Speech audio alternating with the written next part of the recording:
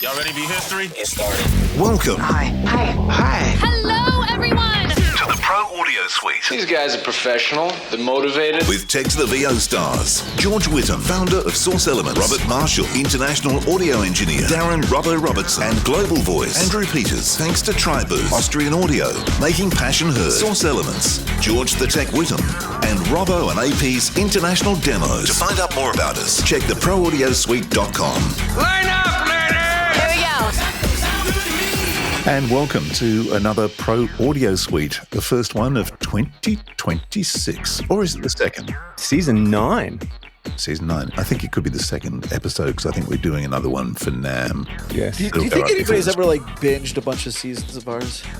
Don't know. Probably not. There was years ago someone downloaded the whole lot. Yeah, someone downloaded the whole back catalogue once. Yeah, that was And bizarre. then posted it on another podcast channel? Probably. Probably fed it into their AI, I would Probably.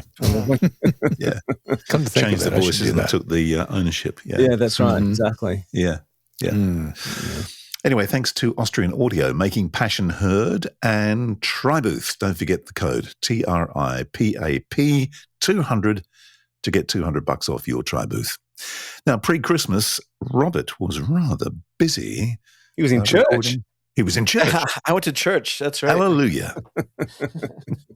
Recorded the Hallelujah chorus, actually. Yeah, there you go.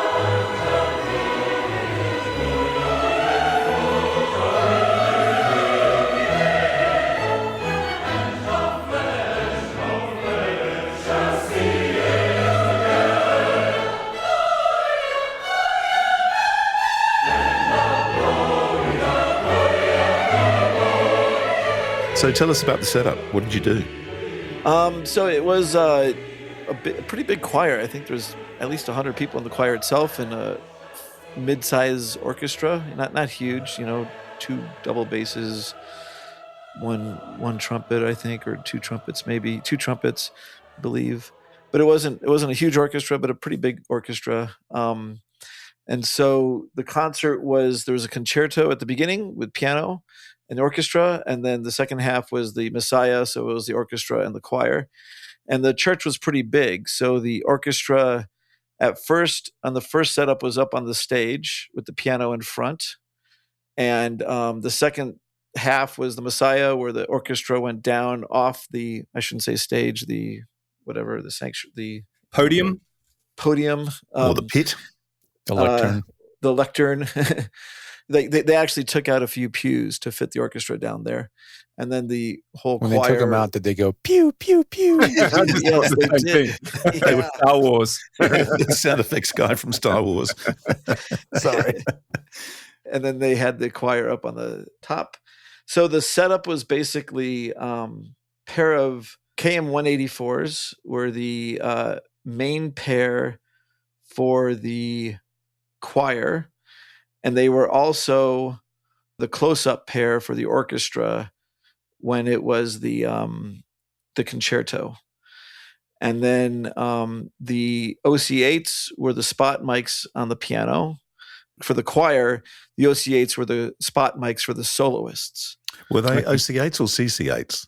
CC8s, sorry. Yeah, I was going to say. CC8s, yeah. And the choir at that point was the KM184s at the front, and then actually a pair of Shure SM81s hung and more spread out in the back. So all the mics were set up basically ORTF style, like a little space between them, and roughly at maybe a little bit wider than 90 degrees. Yeah. I think it's like 110, something like that. Yeah. Degrees. And then the main pair was a pair of Schoeps, and that was the main pair for the orchestra, and it was also the far back main pair for the orchestra and the piano when it was that section. And then funny enough, at the last second, I decided to grab a video, and I have a little Shure MV88, and I just hung it back there, and I was way in the back. My setup was up in the choir loft, which they weren't using for the choir, but I was up in the choir loft, way in the back of the church. So I just set up my phone with this Shure MV88 stereo mic just to get a video. And when I mixed everything, I brought that audio in from that video, and it of course didn't time out right because different sample clocks.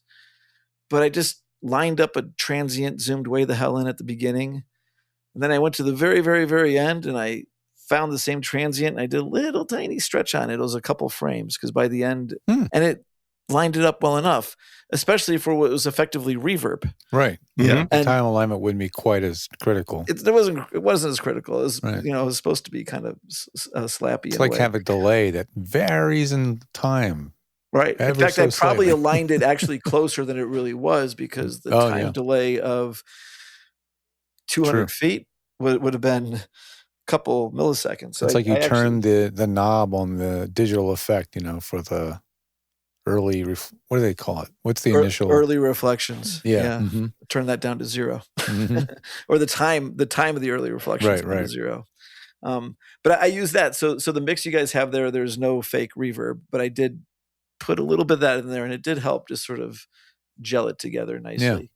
And then if you listen to the main pair, the Schoeps, and you compare it like for the singers or the piano, you can see really how effective those spot mics are, the CC8s, at really just letting the piano just pop through. It doesn't sound like it's super close mic, even though I had the CC8s basically in the crook of the piano, just one pointing at the middle of the bass strings and the other one pointing at the last hammer of the high strings. So sort of a little stereo spread of the piano itself, and then just put that in there a little bit. And for the soloists, just enough to get them to cut over the whole mix.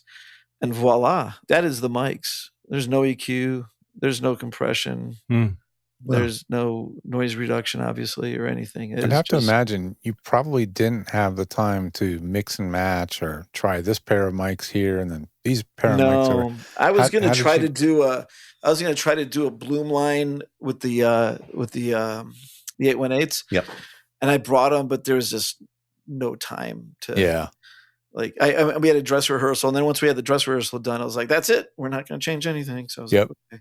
And that would have been really complicated because there was also moving mics during, like, you had 20 minutes during in the intermission to switch setups, and having that really top heavy stand with those 818s up there and a big fat 4-channel cable because it would have been 4 channels for those two. Yeah. So I was looking forward to trying to do that, but in the end, that didn't happen. Yeah. Did you, with the 818s, because you got the front and back on the capsule, and you can use the two XLRs, the mini XLR in the back and the standard one in the bottom, could you turn that into some kind of a stereo capture? Yeah, you can. It'd be a 180 stereo capture, like a coincident pair, just left and right. So you don't get the time delay that the ORTF setup gives you. Like the ORTF gives you a similar time delay to what your ears have, a similar distance between your ears for the capsules. And that does a lot to add space to the whole. Like I find when I do stereo recordings and the coincident techniques, be it Bloom line, which is actually pretty cool, or just XY, or even MS, those are all coincident mic techniques where the capsules are right next to each other, so there's no time difference between the left and the right capsule receiving audio. They tend to be a little bit not as exciting as a spaced pair.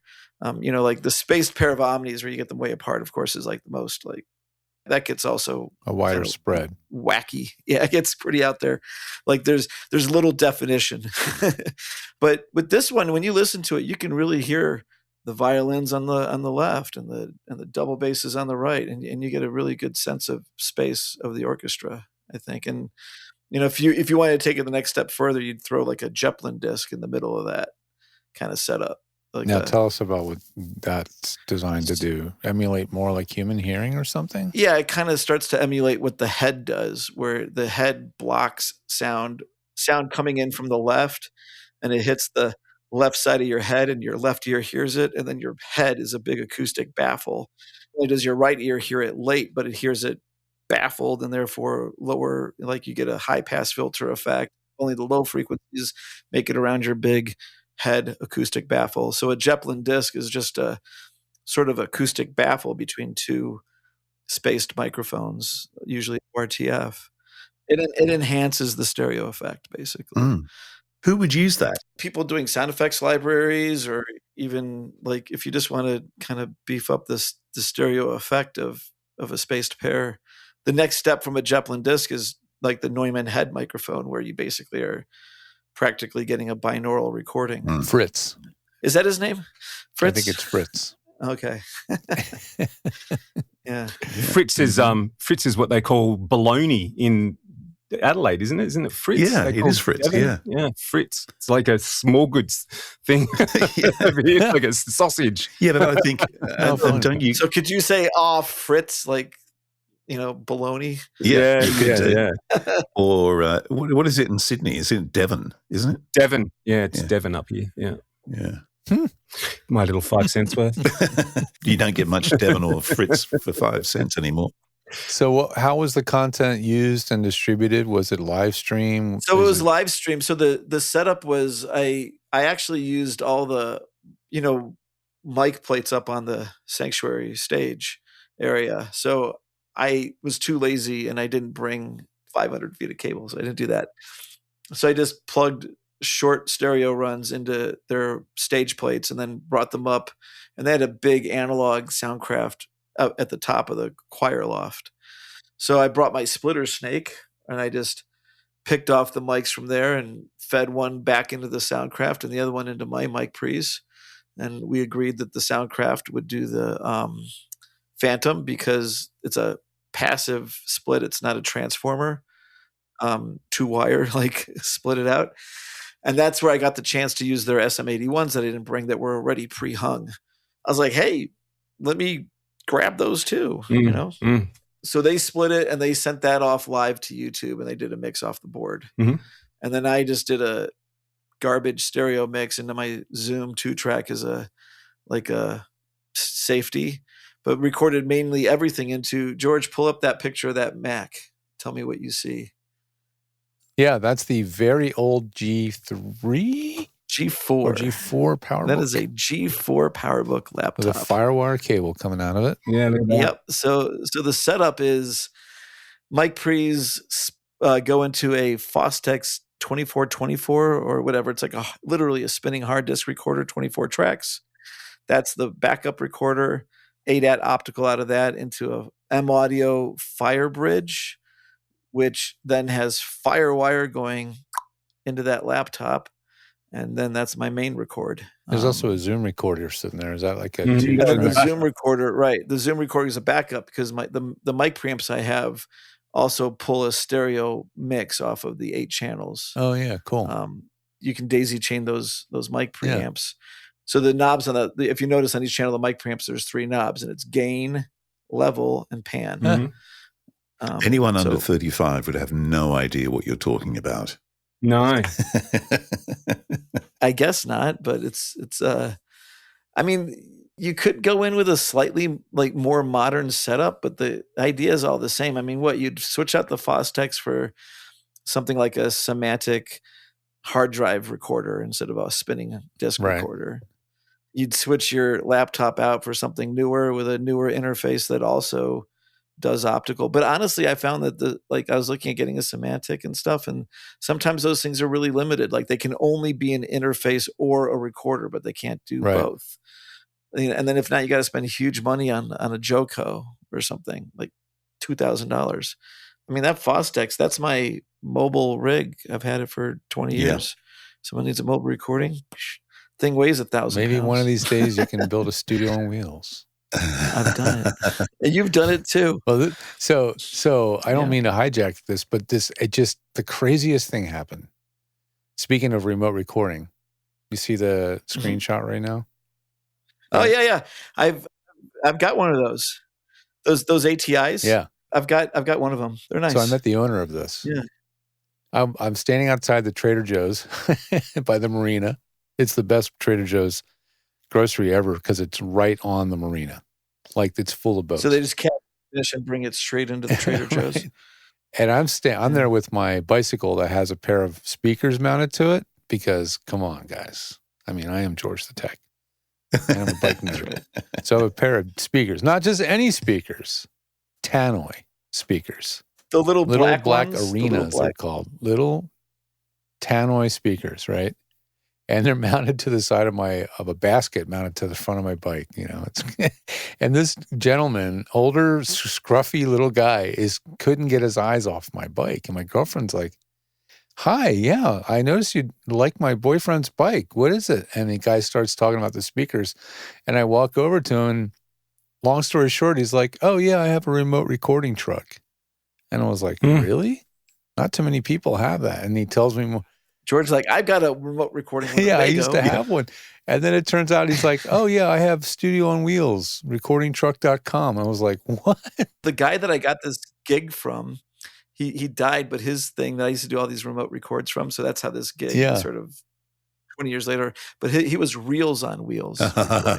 Well, this truck you're looking at right here is the record plant truck. Oh, really? Bought cool. The record God, plant. I might know who built that. Jim Reeves was my buddy, and he used the record plant trucks. Was this from New York record plant? I think so, but he's in LA, and he was like, "You want to go look at it? It's parked in the parking lot over at XYZ." And I'm like, "Oh, I don't have time now, but yeah, I'd love to come see it sometime." Yeah. But he uses the SDRs. He's got those Mackie, yeah. Yeah, he's got the Mackie recorders, but he's got 3 of them. He's got them retrofitted with solid state. So they're all running solid state. Okay. But gotcha. I was like, "Oh my God, that's like my dream recording truck." But just, it's been 25 years since I built mine. But that API is a dream board. Right. Look at that thing. Yeah. Woo. That board's got to be $100,000. It's no joke, this thing. But yeah, it just tickled me when you were showing us your setup and what's in there. And then I just happened to run in, it's so LA that you run into a guy like that, but he's like, "Yeah, I just had Bob Clearmountain in this truck last week recording a live appearance of King Crimson." I was like, What? Holy shit. I got to talk to you sometime. I got to get you on my podcast. But his portable 48 rig is a lot like my rig. So mine is a portable 24. So replace the bottom 2 mic preamps with my Fostex. And I don't have a power supply in it. I have a whatever. And then those ATIs, I've got one of them, but the studio projects I have are pretty similar in that they have a mix. All those ATI mic pre's also have a mix bus to them. Right.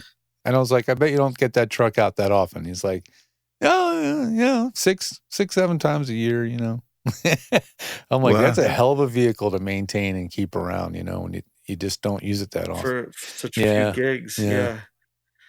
It's just not necessary anymore because, honestly, you think about what this truck is capable of, and granted, he's got a lot of nice analog in there, but I can switch out my recorder for a TDM system, which is still fairly portable. And then I've got all the DSP and mixing you want to do. So if you want to do a live record and broadcast instead of just collect the mics. Got all the 192s in there. Yeah. He's got all his 192s. He's got his old Mac Pro. Whatever you need. And he's done voiceover to tie it into voiceover.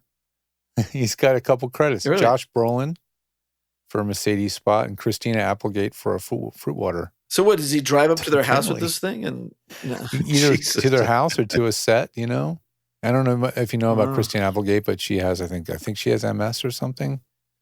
She's become a lot more immobile. So he got out there to record her. So yeah, he's on he's on somebody's, resource list.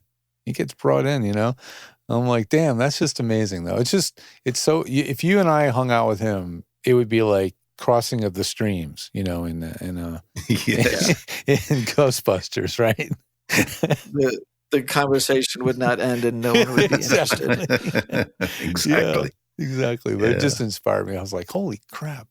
What are those giant monitors back there? Those are Uris or JBLs of some sort? I wonder what those are. I don't know what they are. I don't know. That's massive. Those got to be like 18, 20 They look like there. JBLs to me. Yeah. They're so huge and they're so close together relative to their size. Yeah, you know what I mean? Classic General 1030s maybe, and then 1031, and then he's got an NT or a 10S's, NS10, sorry. Yep. NS10s. And he's a couple of Uris I can see as well. Yeah. Sitting on top and a DBX on the other one. For anyone that's listening to this, you have and you can't see the pictures, so hopefully we're being descriptive enough to. Maybe we can grab a link to it in the show notes. Yeah. It's just recordingtruck.com. But that API board is to die for. Yeah. Yeah. Well, I miss it too. I wish I could pull up a picture of my rig, but I had a really similar rig to what you were doing too, Robert. And I kept it until I moved to California, and then I used it to. The last live shows I recorded were of a local band called Weapon of Choice, and I always loved these guys. And I recorded them live a couple of times, and at like a Halloween show at Cal Arts, which was a crazy show. And, that kind of stuff. But I used very similar gear, and it was a lot of fun. You were with like the DA88s and the Spirit board, right? Well, that was when I had my truck back in Philly. Okay. But when I moved out here, I let all that go. Oh, I see. Sold all that. So then got rid of the truck. My friend bought the truck. It was just in a little old RV, like a literally like 20-foot long camper, like tiny. So when I came out here, I just brought the bare essentials, right? I just brought the Mackie SDR recorder, and I had like a small rack like you did with 16 channels of preamps. And then I had this little Roland line level mixer that I used for monitor mix and 2 mix for the reference recording that sat on top. Gotcha. And it was a piece of junk. Did you split the outputs of the preamps? How did I do it? Oh, I might have used direct. The Mackie had analog or digital. Was it ADAT into the Mackie, or was it? Yeah, I can't remember if I had a direct. Oh, I must have gone out of the Mackie into the Roland. So I was monitoring off the record. Yeah. Off the record. It's been so long. But it's just fun. I mean, it's an intense way of recording, especially if you're trying to do it yourself, which seems like me and Robert were always doing it ourselves. And I was trying to do like... It's always like, I should have brought an assistant to lug. I can't tell you how many times I do a job and I'd be like, why did I try to do that by myself? Especially when I had the truck. I would have to like literally like sprint from the truck into the venue sometimes because there'd be like an issue, Like, dude, the worst part about this was like, those like foldable dollies? Yeah. Okay, so I've got this 6-space rack that's got just massive amounts of copper in it because the snake that coils up that has all the XLRs, it's probably got at least a 10-foot whip that comes out of the back of that rack. So when I get there, I'm not plugging stuff inside the rack. I just like I whip it out and snakey. And then there this out. That's right. Snake hips. But this little dolly with foldable wheels that you're just waiting for them to fold in upstairs, like one stair, another stair. That was the worst part about the whole gig. Yeah, exactly. I mean, those were good times. I remember them fondly, and I remember how many times I still actually have actual anxiety dreams from that time because, of all the times I would be on location doing it totally solo and have something, go wrong or something entirely preventable. There you go. Now you guys can see it. That's the RV right there. There's the RV. That thing was tiny. Oh, that's cool. There's the Spirit. Yeah. Who's that young fella? Exactly. Right. That's when I was first putting it together. Yeah. There it is. That's pretty good right there. One DA38 in a separate rack so I could pull it out and take it around. Aphex processing, patch bay, a little bit outboard almost. Those Mackie monitors that you just sold recently, didn't you? Yep. Big old Mackie 824s. They don't look big in the picture, but those things were far bigger than they needed to be in an RV. They're big. Yeah. Back in the day, my radio days, we used to do OBs and we would have bands playing. And I remember there was one time just hearing you talking about having nightmares. I still have nightmares about this. There was a band in Australia who were big at the time called Boom Crash Opera. And I was working at Triple M in Brisbane. And we had them, we did an OB from the front of the building for something or other. Can't remember why, but they played on stage. And so I had the little OB console for the radio station to take care of. And I was also mixing the band at the same time and trying to, and bringing in announcers and, talking back to the studio and all that sort of stuff. And I still have nightmares of it, things where nothing happened. It went seamlessly, but I still have nightmares occasionally about, something goes wrong, something didn't work or, whatever. And you have that little freak out moment where your heart just stops and, 2 seconds feels like a year, and all that sort of stuff. And there's just nothing going to air. It's funny. Every person who was as an ex-jock of a certain age always has the same nightmare about your record running out and there's no other record queued up.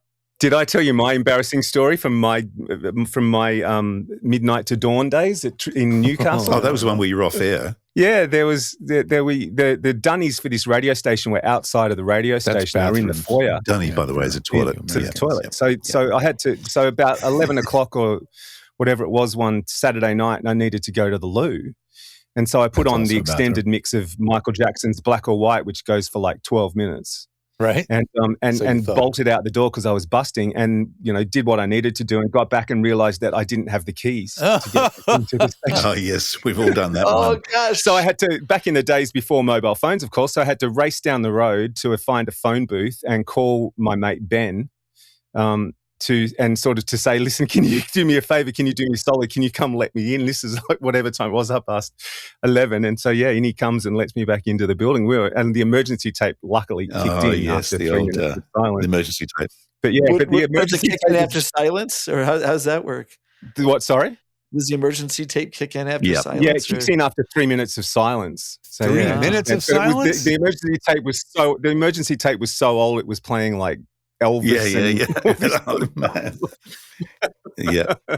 Thank God it was Newcastle. Thank God it was mid-dawn. You're going to wonder why they put a 3 minute long delay before the. That's an eternity. I know. It is an eternity in radio. It's somebody's dead. Or the compressor will be sucking so hard that if you open up the mic, it's just it'd sound like white noise. Well, that was fun. Is it over? The Pro Audio Suite, with thanks to Tribooth and Austrian Audio. Recorded using Source Connect. Edited by Andrew Peters and mixed by Robbo. Got your own audio issues? Just ask Robbo.com. With tech support from George the Tech Whittam. Don't forget to subscribe to the show and join in the conversation on our Facebook group. To leave a comment, suggest a topic, or just say g'day, drop us a note at our website, theproaudiosuite.com.